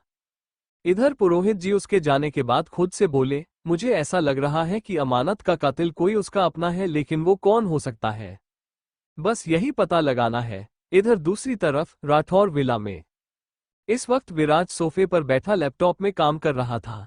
तभी उसका फोन रिंग करने लगा। विराज ने अपना फोन उठाया और कॉल पिक करते हुए बिना किसी भाव के बोला, व्हाट हैपन, क्या न्यूज मिली है? उधर से किसी ने कुछ कहा जिसे सुनते ही विराज के हाथ एकदम से काम करते हुए रुक गए और उसने दूसरे ही पल कहा, ये क्या बकवास कर रहे हो तुम? क्या ये बात सच है? अगर ये बात झूठ हुई तो मैं तुम सबकी जान ले लूंगा। तभी उधर से उस इंसान ने फिर से कुछ कहा जिसे सुनकर अब विराज के चेहरे पर एक गहरी मुस्कुराहट आ गई। विराज ने अब बिना किसी एक्सप्रेशन के साथ कहा, अगर ऐसा कुछ है तो फिर मैं इसके बारे में जल्द से जल्द पता लगाऊंगा। और एक बात और, सब पर अपनी नज़र बना रखो और जिस तरह आज तुमने इतनी काम न्यूज़ मुझे दी है, आगे भी ऐसे न्यूज़ देते रहना। जिसके बाद फिर विराज ने कॉल कट कर दिया। कॉल कट होने के बाद वो हंसते हुए खुद से बोली, प्रणया मल्होत्रा, तुम्हें क्या लगा तुम मुझे इस तरह 2 सालों में बर्बाद करके खुश रहोगे और मैं तुम्हें खुश रहने दूंगा? बल्कि बर्बाद तो अब तुम होगे, क्योंकि तुम्हारी बर्बादी बहुत जल्द मैं खुद लिखने वाला हूं। ये कहते हुए अब विराज के चेहरे पर गहरी मुस्कुराहट आ गई, लेकिन तभी किसी की गुस्से भरी आवाज आई, विराज, आखिर कब तक तुम ऐसे खेल खेलने वाले हो? और अब तो 2 साल बीत गए हैं, क्या तुम अभी भी मेरे साथ सेटल नहीं होना चाहते? कृतिका की आवाज सुनकर विराज गेट की तरफ घूरने लगा। कृतिका गुस्से के साथ अंदर आ रही थी। विराज कृतिका को इग्नोर करते हुए बोला, यहां से चली जाओ। ये कहकर वापस अपना काम करने लगा तो ये सुनकर कृतिका गुस्से से आई और उसके लैपटॉप को अपने हाथ में लेते हुए बोली, इनफ विराज, तुम मुझे ऐसे इग्नोर करना बंद करो। आखिर तुम क्यों मेरी बात नहीं समझ रहे हो? मैंने तुम्हारी हर एक गलती के लिए तुम्हें माफ कर दिया और फिर भी तुमसे शादी करने के लिए तैयार हूं, पर तुम तो मुझसे शादी तो दूर मुझसे बात करना ही बंद कर दिए। आखिर ऐसा क्यों कर रहे हो तुम? जवाब तो मुझे विराज। इसके जवाब में विराज ने गुस्से के साथ कहा, क्योंकि मैं एक अच्छा इंसान नहीं हूं। तुम एक अच्छी लड़की हो जो अच्छा इंसान डिजर्व करता है। मैं एक प्लेबॉय हूं जो हर रात लड़कियों के साथ सोता है। क्या तुम वाकई ऐसी लड़के के साथ शादी करना चाहती हो? ये सुनकर कृतिका ने गुस्से के साथ कहा, मुझे फर्क नहीं पड़ता, क्योंकि मुझे अपने बारे में अच्छे से पता है। एक बार तुम्हारी मुझसे शादी हो गई तो मैं तुम्हें किसी और लड़की के पास जाने नहीं दूंगी, इसलिए बस तुम मुझसे शादी कर लो। तभी विराज ने सार्कास्टिक होकर कहा, मैं इस वक्त बर्बाद हो चुका हूं। मेरे पास कुछ भी नहीं है सिवाय एक मामूली से कंपनी के। तुम क्यों मुझसे शादी करना चाहती हो? तुम्हें तो मुझसे कोई फायदा भी नहीं होगा। फायदे का नाम सुनकर कृतिका ने गुस्से के साथ कहा, मैं तुम्हारे साथ तब से थी जब तुम्हारे पास कोई कंपनी थी नहीं थी। अगर मुझे सिर्फ तुम्हारे पैसों से ही प्यार होता तो मैं उस वक्त तुम्हारे साथ ना होती। इसका मतलब साफ है कि मुझे सिर्फ तुमसे प्यार है। इसलिए प्लीज विराज, सब कुछ छोड़ दो, क्योंकि जब से मैं तुम्हारे दिल में अमानत के लिए फीलिंग के बारे में जाना था तब से मुझे खुद पर ही घिन आती थी। मुझे समझ नहीं आता था कि आखिर मेरे प्यार में ऐसी कौन सी कमी रह गई थी। तुम्हें उस लड़की से प्यार हो गया और मुझे अच्छे से पता है तुम सिर्फ उसकी वजह से ही 2 साल में इस तरह बर्बाद हो गए, क्योंकि तुम अमानत से प्यार करने लगे थे और अमानत का इस तरह से मरना तुम्हारे लिए अनएक्सपेक्टेड था। लेकिन अब उसको गए 2 साल हो गए हैं, अब चलो ना हम शादी कर लेते हैं। ये कहकर वो प्यार से आगे आई और विराज के सीने से लग गई। वही विराज ने उसकी ये बात सुन अब गहरी सांस लेकर कहा, कृतिका, तुम सच में गलती कर रही हो। मैं तुम्हारे एक अच्छा पति नहीं बन पाऊंगा। जब मैं अमानत का ही एक अच्छा पति नहीं बन पाया तो फिर तुम मुझसे किस चीज की उम्मीद रख रही हो? इसके जवाब में कृतिका ने कहा, मुझे फर्क नहीं पड़ता तुम मेरे अच्छे पति बनोगे या नहीं, लेकिन मैं अपनी एक जिंदगी में तुम्हारी बीवी जरूर बनना चाहूंगी। इसलिए प्लीज, मैंने डैड से बात कर ली है और कल चलकर तुम डेट से मिल लो, जिससे अब हम जल्द से जल्द शादी कर ले। उसकी ये बात सुनकर अब विराज ने उसे बालों से पकड़ा और उसे ऊपर की तरफ उठाया। कृतिका कुछ समझ पाते उससे पहले विराज ने उसके होठों को अपने होठों में ले लिया। वो उसे किस करने लगा तो वही कृतिका ने भी उसे अब किस करना शुरू कर दिया। उन दोनों की किस की आवाज पूरे हॉल एरिया में पहुंचने लगी और तभी विराज ने उसे अपने गोद में उठा ली और अपने कमरे की तरफ बढ़ गया। कृतिका के चेहरे पर एक गहरी मुस्कुराहट आ गई। इधर दूसरी तरफ लॉस एंजलिस में अब तक रात हो चुकी थी और रात के वक्त दरवाजा खुला। अमानत, जो इस वक्त रूम में ही टहल रही थी, दरवाजा खुलने की आवाज सुनते ही वो तुरंत गेट की तरफ देखने लगी। विध्वंस अपने हाथ में डिनर की प्लेट लिए अंदर की तरफ आया। उसने दरवाजे को अंदर से लॉक कर दिया और सीधे अमानत की तरफ बढ़ते हुए बोला, क्या तुमने मुझे सारा दिन मिस किया? ये सुनते अमानत ने गुस्से के साथ टेबल पर रखे फ्लो वास को उठा लिया और सीधे विध्वंस की तरफ फेंक कर मारते हुए बोली, मैं आपका खून कर दूंगी। लेकिन वो फ्लावर वास अभी विध्वंस को लगता उससे पहले ही विध्वंस ने उसे अपने दूसरे हाथ में पकड़ लिया और तिरछा मुस्कुरा कर बोला, इसका मतलब तुमने वाकई मुझे आज सारा दिन बहुत ज्यादा मिस किया है। तभी तो मुझे सामने देखकर तुम किसी जंगली बिल्ली की तरह मुझ पर कूद पड़ी। ये सुनकर अमानत ने दांत पीस कर चिल्लाते हुए कहा, विध्वंस धनराज गिर, तुम एक बार मुझे यहाँ से बाहर निकाल दो, फिर मैं बताऊंगी कि मैं आखिर असलियत में हूँ कौन। ये सुनकर विध्वंस मुस्कुराया और सोफे की तरफ बढ़ गया। उसने टेबल पर खाने की प्लेट को रख दिया और सोफे पर लीन होकर बैठते हुए बोला, मेरे पास आओ और डिनर करो। विध्वंस की ऐसी बात सुनकर अमानत ने सार्कास्टिक होकर कहा, क्या तुम मुझे अपना कोई पालतू जानवर समझते हो जो सारा दिन कुटे से बंद कर रखा और फिर रात को मेरे सामने चारा डाल दिया? ये सुनकर विध्वंस ने गहरी मुस्कुराहट के साथ कहा, तुम खुद को बहुत अच्छे से पहचानने लगी हो। तुम्हें कैसे पता चला कि मैंने अपना पालतू जानवर बना लिया है? ये सुनकर अमानत को बहुत ज्यादा बुरा लगा। उसने गुस्से के साथ कहा, मिस्टर विध्वंस, आप दुनिया के सबसे घटिया इंसान हैं। आप जैसा नीच और गिरा हुआ इंसान मैंने कहीं नहीं देखा जो किसी लड़की को पालतू जानवर समझता हो।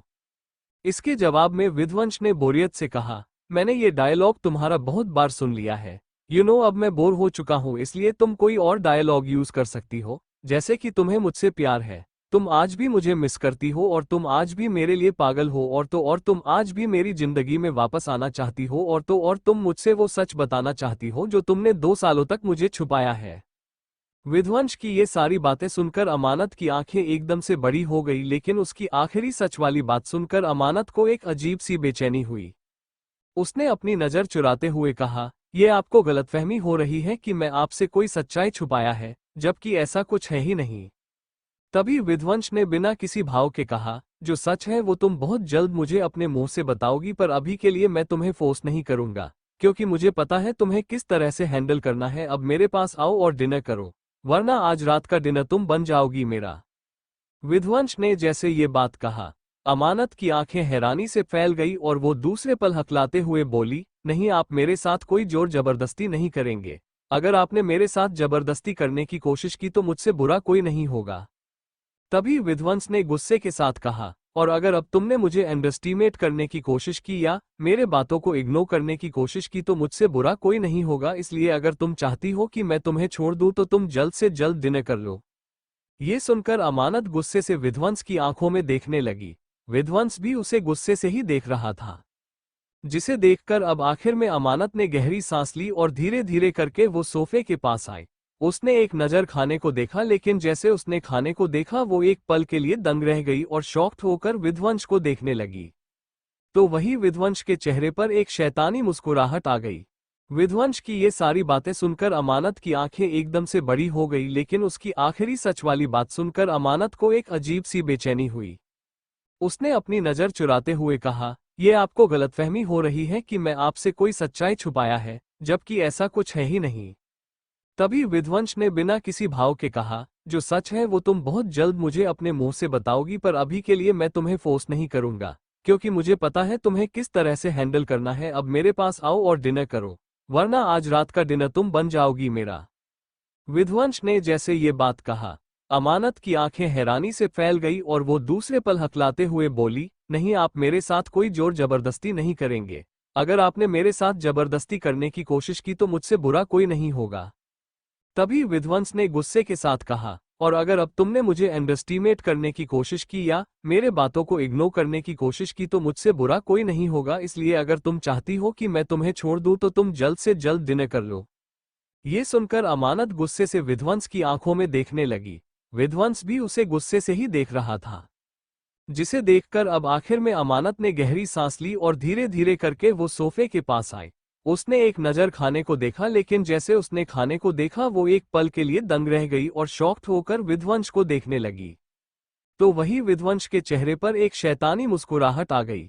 जैसे ही अमानत ने उस खाने को देखा वो एक पल के लिए शॉक्ड हो गई। दूसरे पल उसने अपने मुंह पर हाथ रख लिया और वो तुरंत वॉशरूम की तरफ दौड़कर जाने लगी।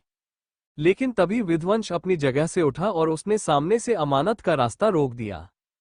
अमानत गुस्से से बोली, मेरे रास्ते से हटिए, मुझे वॉमिटिंग हो जाएगी।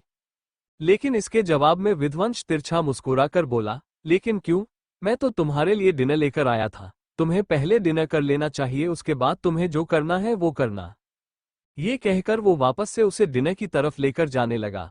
लेकिन तभी अमानत ने गुस्से के साथ कहा, आपको पता ना कि मैं वेजिटेरियन हूं, तो आप मेरे सामने नॉनवेज कैसे लेकर आ सकते हैं? आखिर आप किस चीज की मुझे सजा दे रहे हैं? पहले तो सारा दिन इस कमरे में कैद करके रखा और अब आपने मुझे खाना दिया तो वो भी। ये कहते कहते उसे फिर से उल्टी जैसा महसूस होने लगा। वो वेजिटेरियन थी और इस वक्त जो खाना विध्वंस उसके लिए लेकर आया था वो नॉनवेज था, जिसे वो देखना भी पसंद नहीं कर रही थी। लेकिन विध्वंस ये सब सुनकर हल्के से मुस्कुराया और बोला, तुम ऐसे रिएक्ट कर रही हो जैसे कि मैंने बहुत बड़ा गुनाह कर दिया हो। खाना तो खाना है, फिर वो चाहे नॉन वेज हो या vegetarian, it's not a big deal. ये सुनकर अमानत ने दांत पीसकर कहा, लेकिन मेरे लिए ये मायने रखता है, जो चीज मैं नहीं खाती उसे मैं नहीं खा सकती। प्लीज, मैं भूखी सो लूंगी, लेकिन मुझे ये तो नहीं खाना। ये कहकर वो गुस्से से वहां से सीधे वॉशरूम की तरफ चली गई और वॉश बेसिन के आगे झुकते ही वो जोर जोर से उल्टियां करने लगी। वही विध्वंस अभी भी वॉशरूम के बाहर खड़ा उसे ही घूरे जा रहा था। उसके चेहरे पर कोई भी एक्सप्रेशन नहीं थे, लेकिन अमानत की उल्टियां बढ़ती जा रही थी जो थमने का नाम नहीं ले रही थी। विध्वंस अब गुस्से के साथ अंदर आया। उसने उसकी पीठ को रब करते हुए कहा, ये ड्रामा करना बंद करो, तुम्हारे इस ड्रामा से मैं पिघल नहीं जाऊंगा। ये सुनकर अमानत ने किसी तरह अपना सर उठाया और वो अपनी लाल नजरों से विध्वंस को देखकर बोली, अगर आपको ये नाटक लग रहा है तो आप यहाँ क्या कर रहे हैं, जाइए ना यहाँ से। विध्वंस ये सुनकर उसे गुस्से से देखने लगा और दांत पीस कर बोला, यू नो वॉट, एक तो मैं तुम्हारी हेल्प कर रहा हूँ और ऊपर से तुम मुझे ही तेवर दिखा रही हो। तुम्हारे अंदर अभी भी घमंड गया नहीं है, शायद मुझे तुम्हें अपने तरीके से। लेकिन अभी विध्वंस अपनी बात पूरी कर पाता उससे पहले ही अमानत ने गुस्से से उसकी कॉलर को पकड़कर उसे दीवार से सटा दिया और दांत पीसकर बोली, क्या करेंगे आप मेरे साथ? बताइए मुझे, आखिर आप और क्या कर सकते हैं मेरे साथ? 2 दिन से आपने घर में कैद करके रखा है मुझे, ना तो मैंने बाहर की दुनिया देखी और ना ही मैंने अभी तक अपनी। ये कहते हुए वो एकदम से रुक गई। उसके मुंह से अपनी पीहू का जिक्र निकलने वाला था और फिर उसकी आंखों में आंसू भी आ गए। तभी विध्वंस उसे घूरते हुए बोला, तुम किसकी बात करने जा रही थी? अपनी बात पूरी करो। अमानत गुस्से से वॉश बेसिन की तरफ जाते हुए बोली, आप बस इतना जान लीजिए कि आप राक्षस हैं, आप एक इंसान नहीं हैं मिस्टर विध्वंस। ये कहकर वो अपना मुंह साफ करने लगी। तभी विध्वंस ने पीछे से उसके बालों को कसकर पकड़ा और उसे अपनी तरफ घुमा कर बोला, तुमने सही कहा, मैं इंसान नहीं हूं, मैं जानवर हूं और जानवर क्या क्या करते हैं वो अब मैं तुम्हें बताऊंगा। ये सुनकर अमानत अभी कुछ रेडी कर पाती उससे पहले ही विध्वंस ने उसे अपने कंधे पर उठा लिया। अमानत हैरान रह गई। वो हैरानी से बोली, मिस्टर विध्वंस, ये क्या कर रहे हैं आप? छोड़िए मुझे। लेकिन विध्वंस उसे सीधे बाथटब में लेकर आया। उसने उसे बाथटब में पटक दिया। अमानत हैरान हो गई और वो घबराते हुए बोली, बहुत ठंडा पानी है मिस्टर विध्वंस, प्लीज छोड़ दीजिए, मुझे बाहर निकलने दीजिए। ये कहकर वो फिर से बाहर आने के लिए अपनी जगह से उठने लगी, लेकिन विध्वंस ने उसके ऊपर शॉवर ऑन कर दिया और अब उसके ऊपर शावर का ठंडा पानी गिरने लगा। अमानत अब ठंड से कांपने लगी। वो विध्वंस से गुस्से से बोली, तो आप इस तरह से मेरे साथ खेल खेलने जा रहे हैं मिस्टर विध्वंस? इसके जवाब में विध्वंस वही शॉवर वॉल से टिककर खड़ा हो गया और तिरछा मुस्कुरा कर बोला, खेल तो तुम खेल रही हो मेरे साथ, जो अभी तक अपने मुंह से अपना सच नहीं बता रही है। ये सुन अमानत ने गुस्से से झुंझलाते हुए कहा, व्हाट? कौन सा सच? आप किस सच की बात कर रहे हैं? इसके जवाब में विध्वंस उसे अब अजीब नजरों से देखने लगा। अमानत को अभी भी कुछ समझ नहीं आया, इसलिए उसने अभी भी गुस्से के साथ कहा, बताइए मुझे, आप किस सच की बात कर रहे हैं? और आप इस तरह मेरे साथ क्यों कर रहे हैं? क्या आप ये सब कुछ जानबूझकर कर रहे हैं? क्योंकि आपको लगता है मैंने 2 साल पहले आपको धोखा दिया और आपको छोड़कर चली गई, जबकि क्या आपको नहीं पता कि आपने मेरे साथ क्या किया था और किस लिए मैं आपको छोड़कर गई थी? अब अमानत की ये बात सुनकर विध्वंस अपनी भौहें चढ़ाकर बोला, क्या किया था मैंने तुम्हारे साथ और तुम किस वजह से मुझे छोड़कर गई थी? बताओ मुझे।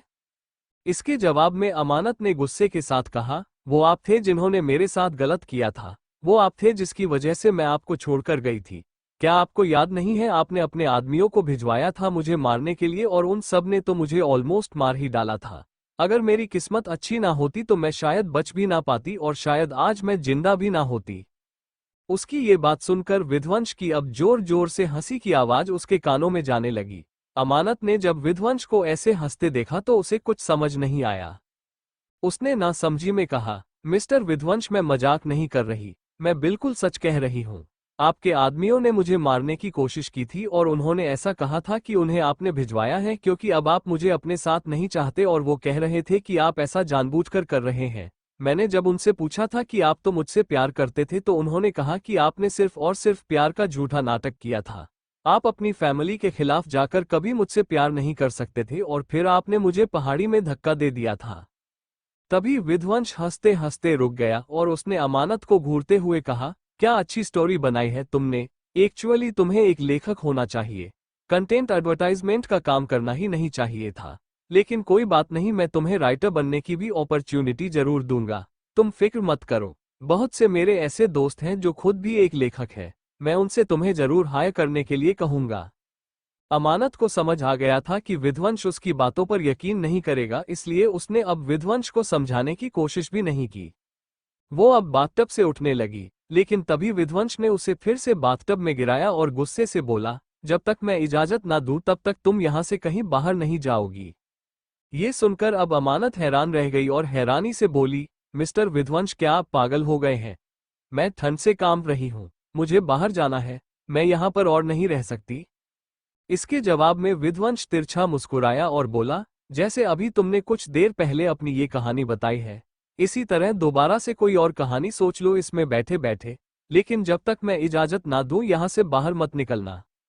ये कहकर वो वहां से अब बाहर निकल गया। अमानत ये सब कुछ सुनकर गुस्से से चिल्लाते हुए बोली, मिस्टर विध्वंस, आप मेरे साथ बहुत गलत कर रहे हैं, आपका कोई हक नहीं बनता मुझे इस तरह से परेशान करने का। लेकिन विध्वंस ने उसका कोई जवाब नहीं दिया, वो सीधे स्टडी रूम में आया। स्टडी रूम में पहुंचते ही उसके चेहरे पर जो वो एक्सप्रेशन थे वो अब गायब हो चुके थे, उसके चेहरे पर अब सीरियसनेस थी। वो गुस्से से टेबल की तरफ आया, उसने अपना फोन उठाया और किसी के पास कॉल डायल किया। तभी उधर से आवाज आई, जी बॉस, बताइए मैं आपकी क्या हेल्प कर सकता हूं? इधर से विध्वंस ने गुस्से के साथ कहा, पता लगाओ कि 2 साल पहले इन सब के पीछे किसका हाथ था, किसने ये सब कुछ करवाया था और कौन था वो जिसने मेरे खिलाफ उसे भड़काया था। और ये बात मुझे जल्द से जल्द जाननी है। तुम्हारे पास बस 1 घंटा है, 1 घंटे में तुम्हें 2 साल का पूरा कच्चा चिट्ठा मेरे सामने खोल कर रखना होगा। ये सुनकर उधर से उस इंसान ने कहा, अगर आपको 2 साल का पूरा सच जानना है तो बॉस उसके लिए मुझे आपको सिर्फ और सिर्फ 1 घंटे नहीं देना चाहिए बल्कि एक पूरा दिन देना चाहिए, क्योंकि 2 साल पहले का सच आना इतना भी आसान नहीं होगा। प्लीज बॉस मुझे 1 दिन दीजिए, मैं 1 दिन में सब कुछ आपको बताता हूँ। ये सुनकर विध्वंस ने गुस्से के साथ कहा, मैं तुम्हें 1 दिन दे रहा हूँ, अब जल्द से जल्द इसके बारे में मुझे पता लगाकर बताओ। जिसके बाद फिर विध्वंस ने कॉल कट कर दिया। कॉल कट होते ही असिस्टेंट अंदर की तरफ आया और बोला, पीहू मैडम जागने वाली है, वो नींद में कसमसा रही है, मैंने उनके लिए बोतल का दूध भी रेडी कर दिया है, अब आप प्लीज चलिए और उन्हें दूध पिला दीजिए, वरना वो फिर से रोने लगेगी और अपनी माँ को बुलाएंगी, फिर आप उन्हें उनकी माँ कहाँ से लाकर देंगे? असिस्टेंट की ये सारी बातें सुन विध्वंस उसे घूरने लगा और वो वहां से सीधे कमरे की तरफ बढ़ गया। वो जैसे ही कमरे में पहुंचा, बेड पर इस वक्त पीहू इधर से उधर किसी बॉल की तरह लुढ़क रही थी। वो बहुत ज्यादा क्यूट थी, उसकी क्यूटनेस से हर कोई दीवाना हो जाता था। विध्वंस ने जैसे ही उसे देखा उसके चेहरे की सारी सीरियसनेस गायब हो गई। वो हल्की स्माइल के साथ उसके पास आया। इस वक्त पीहू टुकुर टुकुर नजरों से विध्वंस को ही देख रही थी। विध्वंस को देखकर वो अपनी आवाज निकालने लगी और अपनी आवाज निकालते हुए बोली, पपपप पपपप। जैसे ही उसके मुंह से विध्वंस ने पा शब्द सुना, वो 1 सेकंड के लिए खामोश रह गया और दूसरे पल उसने पीहू को अपनी गोद में उठाया और तुरंत उसके छोटे से चेहरे को अपने हाथों में भरते हुए बोला, बेबी क्या कहा आपने अभी मुझे? क्या आपने मुझे पापा कहने की कोशिश की? क्या आप मुझे वाकई अपना डैड कह रहे हो? प्लीज एक बार और रिपीट करो। ये कहकर वो बहुत ही प्यार से उसके गालों को सहलाने लगा। वही छोटी सी मासूम सी पीहू बस अपनी छोटी सी जीभ बार बार अंदर बाहर करके टुकुर टुकुर विध्वंस को देखे जा रही थी। विध्वंस ने वापस से कहा, बेबी प्लीज मुझे एक बार फिर से पापा बोलो, देखो मैं आपके सामने हूँ, बोलो मुझे डैडी बोलो बेबी। ये कहकर वो पीहू से फिर से बुलवाने की कोशिश करने लगा, लेकिन अब पीहू ने मुंह फुला लिया और मुंह फुलाते हुए अपने मुंह में छोटी सी उंगली डाल दी, जिसे देखकर विध्वंस ने उसे अपने सीने से लगा लिया और बेहद सुकून के साथ बोला, आज फाइनली मैंने आपके मुंह से पहली बार खुद के लिए डैड शब्द सुना है। आई कांट इमेजिन ये शब्द सुनकर किस तरह महसूस हो रहा है मुझे। बस अब बहुत जल्द मैं पूरी दुनिया वालों के सामने आपको एक्सेप्ट करूंगा और फिर पूरी दुनिया जानेगी कि मैं अब अकेला नहीं रह गया, मेरी भी एक बेटी है जो दुनिया की सबसे प्यारी बेटी है। ये कहकर वो नीचे झुका और उसने उसके माथे पर किस कर लिया। गेट पर खड़ा असिस्टेंट ये सब कुछ देखकर मुस्कुराया और बोला, मुझे तो अभी भी यकीन नहीं हो रहा है कि एक बेरहम इंसान एक बेटी से इतना भी प्यार कर सकता है। सच में एक बच्चा कुछ भी कर सकता है और वो किसी भी इंसान को बदल सकता है, फिर वो चाहे कितना ही बेरहम क्यों ना हो। ये कहकर वो वहां से चला गया। वही विध्वंस ने पीहू को बोतल वाला दूध पिलाया। दूध पिलाने के बाद उसने वापस से पीहू को सुला दिया। पीहू के सो जाने के बाद उसने उसके माथे पर किस की और बोला, अब आप चैन से सो क्योंकि अब मैं आपकी मॉम की नींद खराब करने जा रहा हूं। ये कहते हुए उसके चेहरे पर एक गहरी मुस्कुराहट आ गई। उसने उसे ब्लैंकेट से कवर किया और वो रूम से बाहर निकल गया। जिसके बाद फिर विध्वंस ने कॉल कट कर दिया। कॉल कट होते ही असिस्टेंट अंदर की तरफ आया और बोला, पीहू मैडम जागने वाली है, वो नींद में कसमसा रही है। मैंने उनके लिए बोतल का दूध भी रेडी कर दिया है। अब आप प्लीज चलिए और उन्हें दूध पिला दीजिए, वरना वो फिर से रोने लगेगी और अपनी माँ को बुलाएंगी। फिर आप उन्हें उनकी माँ कहाँ से लाकर देंगे? असिस्टेंट की ये सारी बातें सुन विध्वंस उसे घूरने लगा और वो वहां से सीधे कमरे की तरफ बढ़ गया। वो जैसे ही कमरे में पहुंचा, बेड पर इस वक्त पीहू इधर से उधर किसी बॉल की तरह लुढ़क रही थी। वो बहुत ज्यादा क्यूट थी, उसकी क्यूटनेस से हर कोई दीवाना हो जाता था। विध्वंस ने जैसे ही उसे देखा, उसके चेहरे की सारी सीरियसनेस गायब हो गई। वो हल्की स्माइल के साथ उसके पास आया। इस वक्त पीहू टुकुर टुकुर नजरों से विध्वंस को ही देख रही थी। विध्वंस को देखकर वो अपनी आवाज निकालने लगी और अपनी आवाज निकालते हुए बोली, पपपप पपपप। विध्वंस ने वापस से कहा, बेबी प्लीज मुझे एक बार फिर से पापा बोलो, देखो मैं आपके सामने हूं। बोलो मुझे डैडी बोलो बेबी। ये कहकर वो कि उसे फिर से बुलवाने की कोशिश करने लगा, लेकिन पीहू ने मुंह फुला लिया और मुंह फुलाते हुए अपने मुंह में छोटी सी उंगली डाल दी, जिसे देखकर उसे अपने सीने से लगा लिया और बेहद सुकून के साथ बोला, आज फाइनली मैंने आपके मुंह से पहली बार खुद के लिए डैड शब्द सुना है। आई कांट इमेजिन ये शब्द सुनकर किस तरह महसूस हो रहा है मुझे। अब बस बहुत जल्द मैं पूरी दुनिया वालों के सामने आपको एक्सेप्ट करूंगा और फिर पूरी दुनिया जानेगी कि मैं अब अकेला नहीं रह गया। मेरी भी एक बेटी है जो दुनिया की सबसे प्यारी बेटी है। ये कहकर वो नीचे झुका और उसने उसके माथे पर किस कर लिया। गेट पर खड़ा असिस्टेंट ये सब कुछ देखकर मुस्कुराया और बोला, मुझे तो अभी भी यकीन नहीं हो रहा है कि एक बेरहम इंसान एक बेटी से इतना भी प्यार कर सकता है। सच में एक बच्चा कुछ भी कर सकता है और वो किसी भी इंसान को बदल सकता है, फिर वो चाहे कितना ही बेरहम क्यों ना हो। ये कहकर वो वहां से चला गया। तो वही विध्वंस ने पीहू को बोतल वाला दूध पिलाया। दूध पिलाने के बाद उसने वापस से पीहू को सुला दिया। पीहू के सो जाने के बाद उसने उसके माथे पर किस की और बोला, अब आप चैन से सो, क्योंकि अब मैं आपकी मोम की नींद खराब करने जा रहा हूं। ये कहते ही उसके चेहरे पर एक गहरी मुस्कुराहट आ गई। उसने उसे ब्लैंकेट से कवर किया और वो रूम से बाहर निकल गया। वो सीधा ही दूसरे रूम की तरफ बढ़ गया। वो रूम के गेट पर पहुंचा और शैतानी मुस्कुराहट के साथ बोला, आई नो इस वक्त तुम्हारी हालत देखने लायक होगी और मैं तुम्हारी हालत देखने के लिए बहुत एक्साइटेड हूं। इसी के साथ उसने जैसे ही दरवाजा खोला और वो जैसे वॉशरूम की तरफ जाने लगा, सामने बेड का नजारा देखकर एक पल के लिए वो रुक गया और बेड पर गहरी नींद में सो रही है अमानत को देखकर उसने गुस्से से अपने हाथों की मुठ्ठियां बंद कर ली और दांत पीसकर बोला, मैंने इस लड़की को बाथटब में रहने के लिए कहा था, इसकी हिम्मत कैसे हुई इस तरह से बिना मेरी परमिशन के बाहर निकालने की। तारांकन कहते हुए वो गुस्से से अमानत की तरफ बढ़ा। उसने झटके के साथ ब्लैंकेट को उससे दूर फेंक दिया, लेकिन जैसे ही वो आगे कुछ कहने को हुआ, अचानक से वो उसे देखकर एकदम से रुक गया। इस वक्त अमानत एक सिल्क नाइट बाथरोब में थी। उसने वो बाथरोब पहन लिया था और इस वक्त उसकी बॉडी और उसका फिगर बाथरोब में बहुत ही ज्यादा अट्रैक्टिव नजर आ रहा था। विध्वंस एक सेकंड के लिए सांस लेना भूल चुका था। अमानत की बॉडी को देखकर वो ना चाहते हुए भी अट्रैक्ट हो गया था। वो अब अमानत को ध्यान से देखने लगा। अमानत काफी मासूमियत के साथ गहरी नींद में सो रही थी। विध्वंस उसके पास बैठ गया और वो उसके चेहरे को ध्यान से देखने लगा। उसके चेहरे को वो देखते हुए खुद से बोला, मैं इस बात से इनकार नहीं कर सकता कि मेरी बेटी की मासूमियत उसकी मॉम से उसे मिली है। ये लड़की भी बिल्कुल मेरी बेटी की तरह मासूम है। ये कह सकते हैं मेरी बेटी इसकी तरह मासूम है, लेकिन इसने मुझे धोखा दिया है और मैं अपनी बेटी को धोखेबाज कभी नहीं बनाऊंगा। ये कहते हुए उसने अपने एक उंगली से उसके बालों को उसके चेहरे से साइड किया। अमानत हल्के से कसमसा गई और वो वापस से ब्लैंकेट से खुद को कवर करने लगी, लेकिन तभी विध्वंस के चेहरे पर एक गहरी मुस्कुराहट आ गई। उसने ब्लैंकेट को अपने ऊपर डाल और एक साथ उसने खुद को और अमानत दोनों को उससे कवर कर लिया। अमानत को नींद में ऐसा एहसास हुआ जैसे कि कोई उसे कसकर पकड़ लिया हो, लेकिन वो काफी ज्यादा गहरी नींद में थी, इसलिए उसने कुछ रिएक्ट नहीं किया और वो इस तरह विद्वान के सीने में अपना सिर घुसा दी और गहरी नींद में चली गई। इधर दूसरी तरफ एक होटल रूम में सौम्या इस वक्त चारों तरफ होटल में तोड़फोड़ कर रही थी। वो जैसे गुस्से से पागल हो गई थी। इस वक्त वो किसी के भी कंट्रोल में नहीं आ रही थी। वहां पर एक औरत थी जो उसे संभालने की कोशिश कर रही थी, पर सौम्या ने गुस्से से उस औरत को दूर धक्का दे दिया और चिल्लाते हुए बोली, छोड़ दो मुझे, मुझे किसी के साथ की जरूरत नहीं है। मुझे इस वक्त अकेले रहना है। मुझे ऐसा लग रहा है कि जैसे मेरी जिंदगी पूरी तरह तबाह हो गई हो। ये कहकर सौम्या वहीं जमीन पर बैठी और जोर जोर से वो रोने लगी। तभी उस औरत ने सौम्या को पकड़ते हुए कहा, सौम्या बेटा संभालो खुद को, तुम इस तरह से हार नहीं मान सकती। लेकिन इसके जवाब में सौम्या ने रोते हुए कहा, तो आंटी मैं और क्या करूं?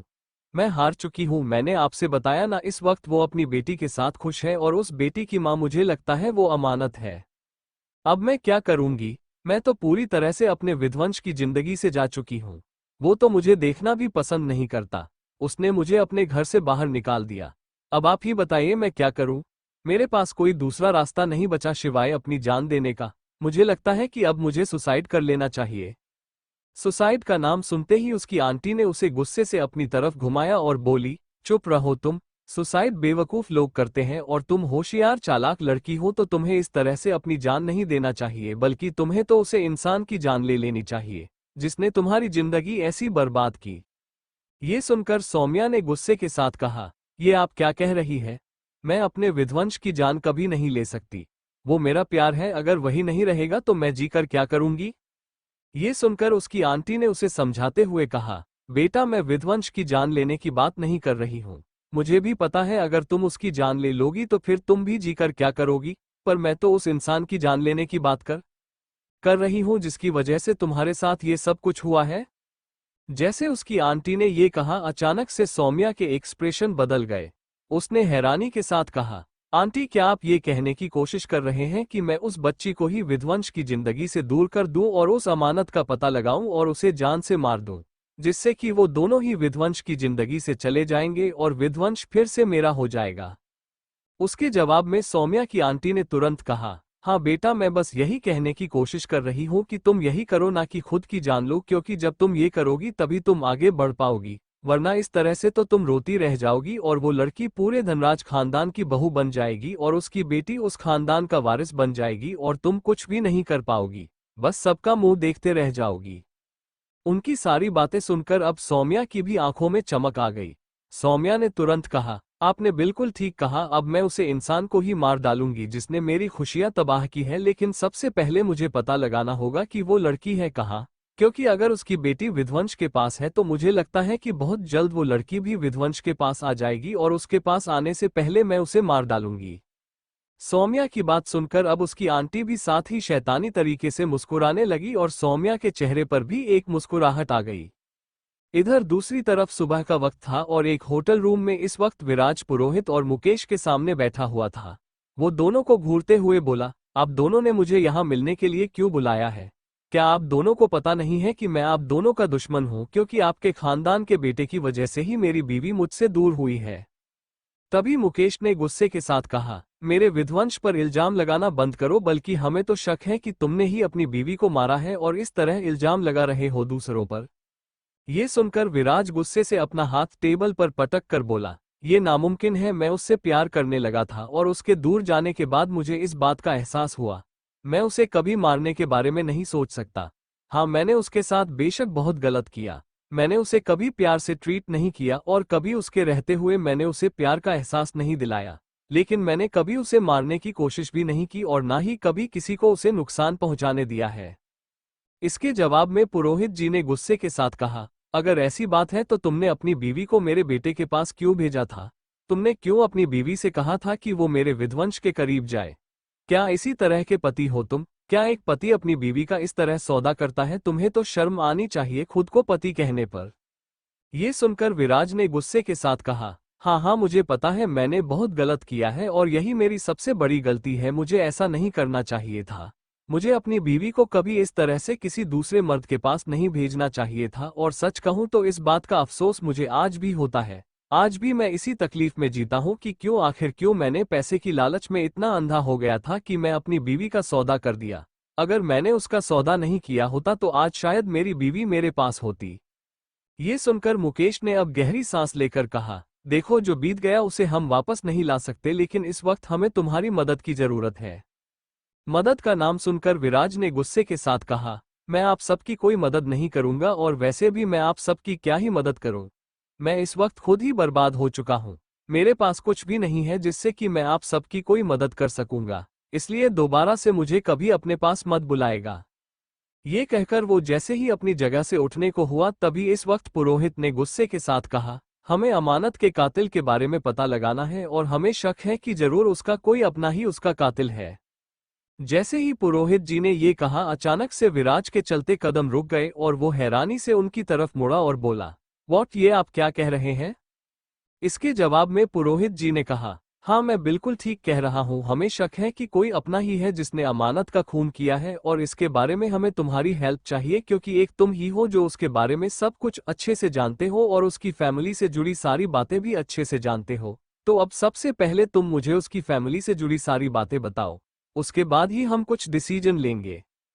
उनकी सारी बातें सुनकर अब विराज ने कहा, मुझे नहीं यकीन हो रहा है कि किसी अपने ने उसको मारा होगा क्योंकि सभी उसे बहुत प्यार करते थे। हाँ, उसके डैड स्टार्टिंग में मुझे ज्यादा मानते थे क्योंकि उन्हें अपनी बेटी को लेकर डर था और वो चाहते थे कि मैं उनकी बेटी का ख्याल रखूं, इसलिए अमानत को ऐसा लगता था कि उसके डैड उससे प्यार नहीं करते, लेकिन जबकि सच ये था कि उसके डैड उससे बहुत ज्यादा प्यार करते थे और उसके डैड सिर्फ उसे प्रोटेक्ट करने के लिए ही मेरे साथ अच्छा बिहेव करते थे जिससे कि मैं उसे प्रोटेक्ट कर सकूं।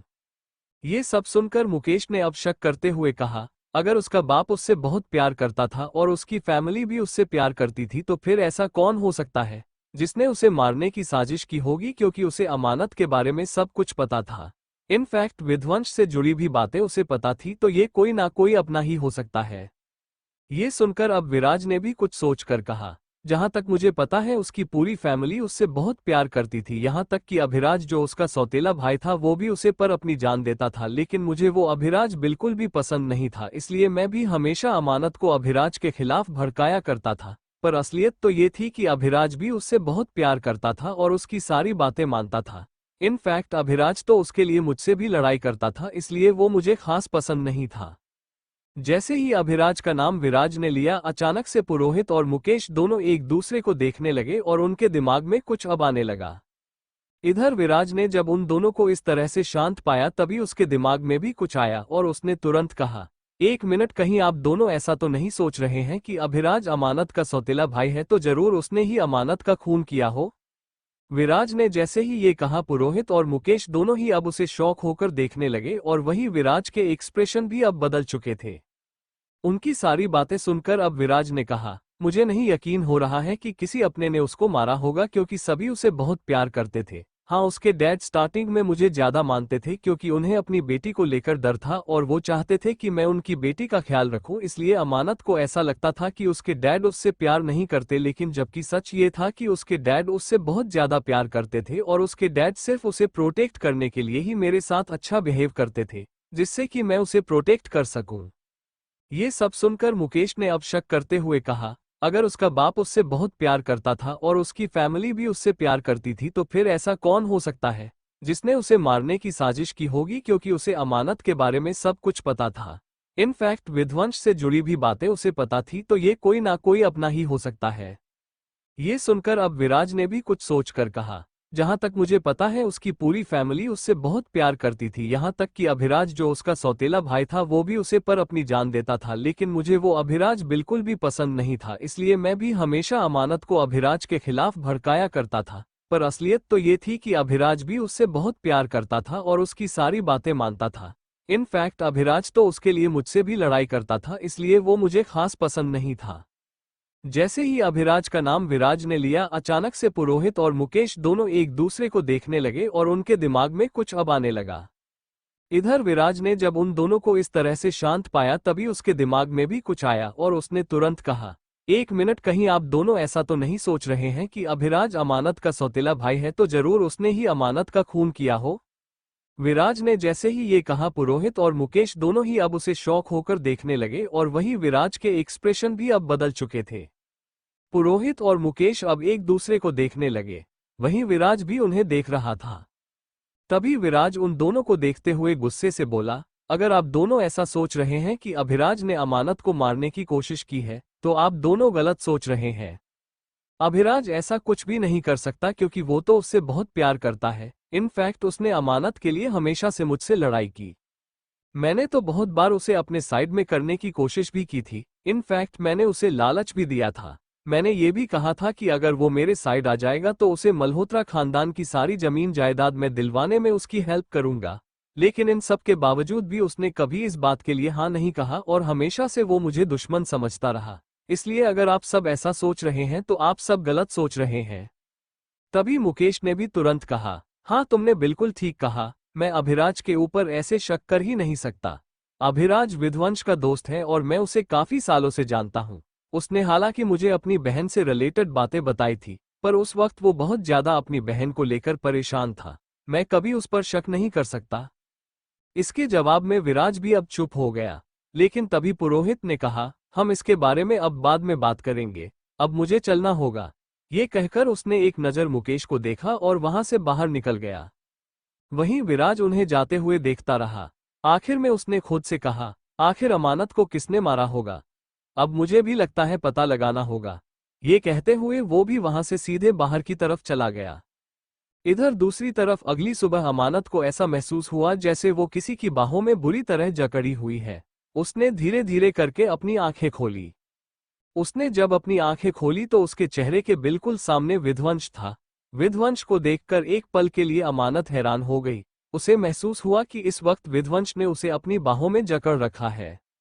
अमानत ने दूसरे पल विध्वंस को खुद से दूर धक्का दिया और बोली, मिस्टर विध्वंस, ये क्या कर रहे हैं आप? छोड़िए मुझे।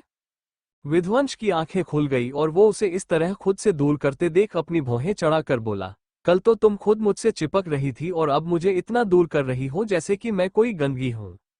ये सुनकर अमानत ने अपने आप को छुड़ाने की कोशिश करते हुए कहा, मुझे अच्छे से याद है, मैं तो आराम से सो रही थी, पर आप यहाँ कैसे आए? और आपकी हिम्मत कैसे हुई मेरे करीब सोने की?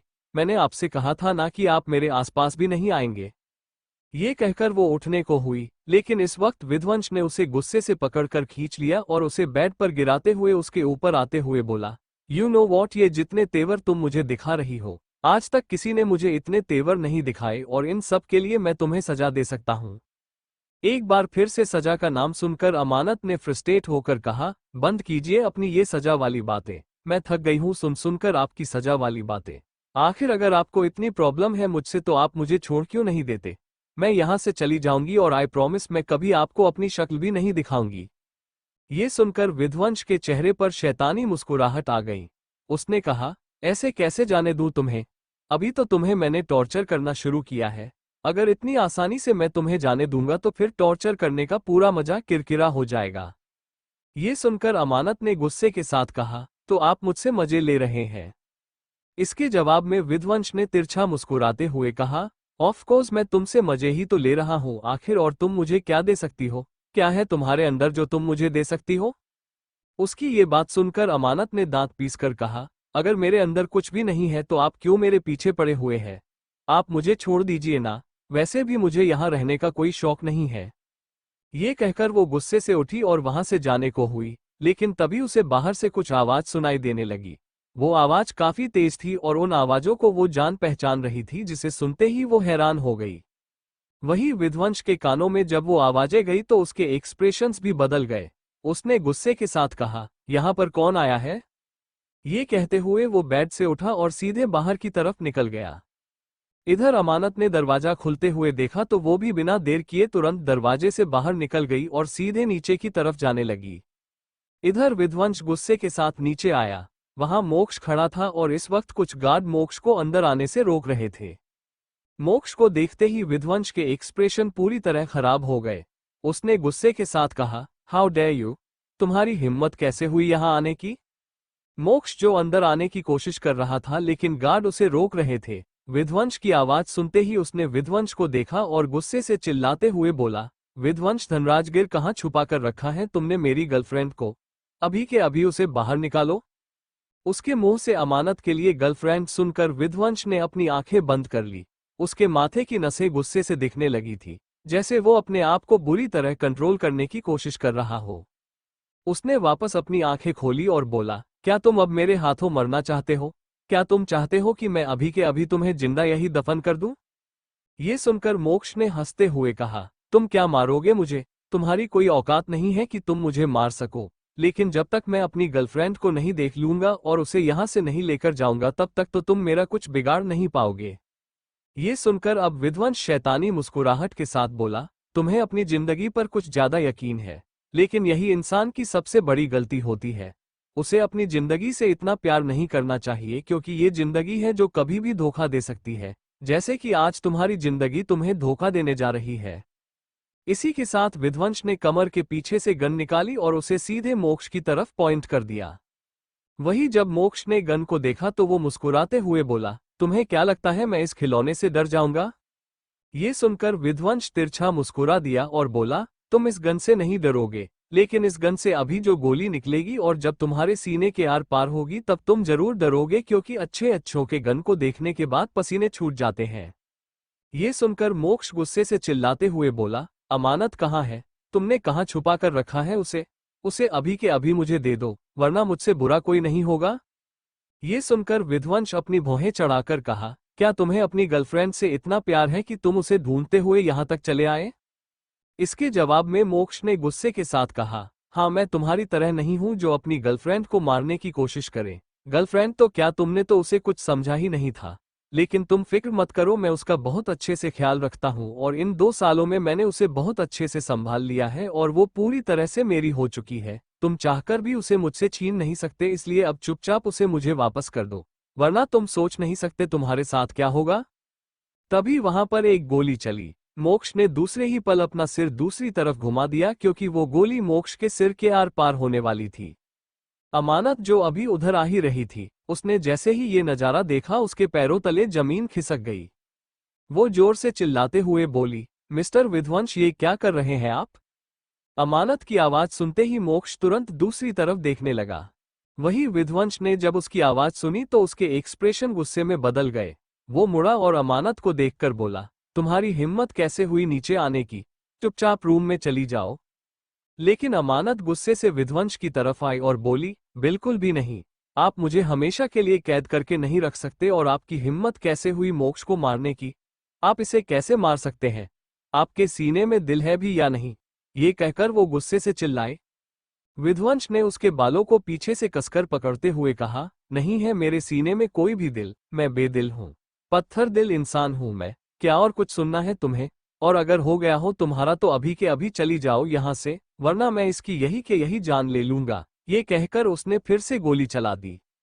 मोक्ष वापस से दूसरी तरफ मुड़ गया और गुस्से से बोला, उसे ब्लैकमेल करना बंद करो, तुम उसे ब्लैकमेल करके कुछ हासिल नहीं कर पाओगे। वही अमानत ने जब विध्वंस को अंधाधुंध गोलियां चलाते देखा तो वो बहुत ज्यादा घबरा गई। उसे मोक्ष के लिए डर लगने लगा। उसने मोक्ष से कहा, मोक्ष तुम यहाँ क्यों आए? तुम्हें यहाँ नहीं आना चाहिए था, तुम अभी के अभी यहाँ से चले जाओ।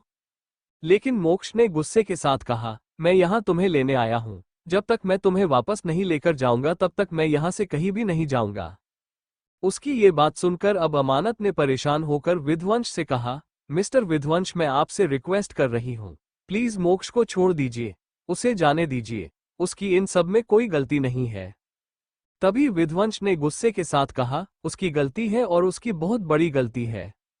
ये सुनकर अमानत ने गुस्से के साथ कहा, नहीं, उसकी कोई गलती नहीं है, उसे यहाँ से जाने दीजिए। अगर आपने उसे कुछ भी किया तो मुझसे बुरा कोई नहीं होगा। तभी विध्वंस ने उसके चेहरे को कसकर दबाया और बोला, तुमने उसे अपना झूठा बॉयफ्रेंड क्यों बनाया? जब तुम जानती हो कि मुझे झूठ से नफरत है तो तुमने मुझसे झूठ क्यों बोला? जवाब दो मुझे। ये सुनकर अब अमानत बिल्कुल चुप रह गई, लेकिन उसने दूसरे पल कहा, मैंने आपसे कोई झूठ नहीं बोला, बल्कि मैंने जो कुछ भी कहा सच कहा, वो मेरा बॉयफ्रेंड है। ये सुनकर अब विध्वंस मुस्कुराया और बोला, अच्छा, तो अगर वो तुम्हारा बॉयफ्रेंड है तो मैं अभी के अभी उसे मार डालूंगा और तुम मुझे नहीं रोक पाओगी। ये कहकर विध्वंस ने एक बार फिर से गोली चला दी। अब इस बार गोली चलने की आवाज सुनकर अमानत बहुत ज्यादा डर गई। वो नहीं चाहती थी कि उसकी वजह से मोक्ष को कोई भी परेशानी हो। मोक्ष ने पहले भी उसकी बहुत मदद की थी और अब उसकी वजह से अगर मोक्ष को कुछ भी होगा तो वो खुद को माफ नहीं कर पाएगी। उसकी आंखों में आंसू आ गए। उसने मोक्ष की तरफ देखा और बोली, मोक्ष, मुझे माफ कर दो, शायद मैं अब इस झूठ में तुम्हारा साथ नहीं दे पाऊंगी क्योंकि मुझे तुम्हारी जान बचानी है। ये सुनकर मोक्ष ने गुस्से के साथ कहा, ये तुम्हें फंसाने की कोशिश कर रहा है, तुम इसकी बातों में मत आओ। ये सिर्फ और सिर्फ तुम्हें फंसाएगा और ये कुछ भी नहीं कर सकता। लेकिन इसके जवाब में अमानत में कुछ नहीं कहा और वो विध्वंस की तरफ बढ़ी। उसने अपने दोनों हाथ जोड़ लिए और बेहद लाचारी से बोली, मिस्टर विध्वंस, मैं आपके आगे हाथ जोड़ती हूँ। प्लीज मोक्ष को यहाँ से जाने दीजिए। मुझे पता है कि मैंने आज तक आपसे झूठ बोला। मैंने आपसे झूठ बोला कि मोक्ष मेरा बॉयफ्रेंड है, जबकि ऐसा कुछ भी नहीं है। वो तो सिर्फ मेरा एक अच्छा दोस्त है, इसके अलावा मेरा उससे कोई लेना देना नहीं है। इसलिए प्लीज अब आप उसे छोड़ दीजिए, उसे जाने दीजिए। अमानत ने जैसे ही अपने मुंह से ये सच बताया, विध्वंस किसी शैतान की तरह जोर जोर से हंसने लगा, जिसे सुनते ही अमानत एक पल के लिए शॉक्ड हो गई। Thank you for listening. मुझे उम्मीद है आपको ये स्टोरी पसंद आई होगी। अगर आपको पसंद आई है तो प्लीज लाइक और कमेंट करना ना भूलें और मोर स्टोरीज के लिए सब्सक्राइब करें। मिलते हैं नेक्स्ट वीडियो में।